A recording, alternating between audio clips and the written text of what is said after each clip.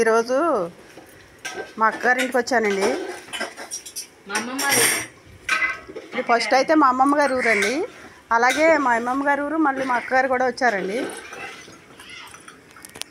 అలాగే ఈరోజు మా అక్క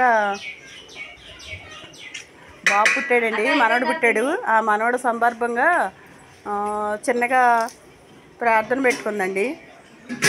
దానికి సంబంధించి వంటలు అవి చేస్తున్నామండి.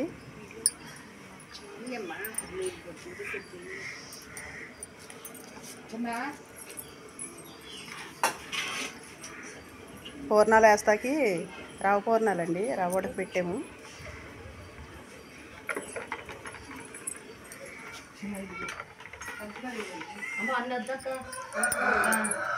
గ్లాసు మంచిగా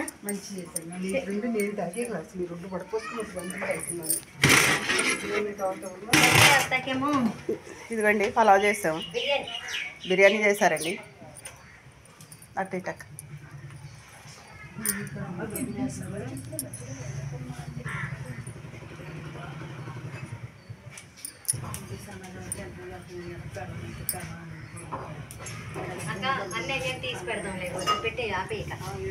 ఇదిగోండి రైస్కి పొయ్యి మీద పెట్టేసామండి.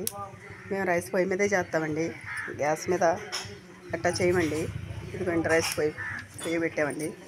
అలాగే ఇదిగోండి పలావ్ అయితే గ్యాస్ మీద పెట్టాము. ఇదిగోండి అలాగే ఇదిగోండి బజ్జీ వేస్తామండి, అరటికాయ బజ్జీ. ఇదిగోండి మా చెల్లండి, చిన్న చెల్లండి. ఇవి ఇలా పలసగా కోస్తామండి. చూడండి ముక్కలు ఎలా పలసగా వస్తున్నారు. ఆవిడ 100 మంది అయినా లెక్క లేకుండా అవలేలుగా వంటలు చేసేస్తారండి. ఈవిడ మా అందరిలో ఒక ప్రత్యేకత అండి. మా చెల్లి వంటలు చేయటానికైనా ఏ పని చేయటానికైనా చెల్లెళ్ళు అందరికీ ఉంటారు, కానీ ఇలాంటి చెల్లి ఎవరికీ ఉండదండి. మా చెల్లి అండి చెల్లి.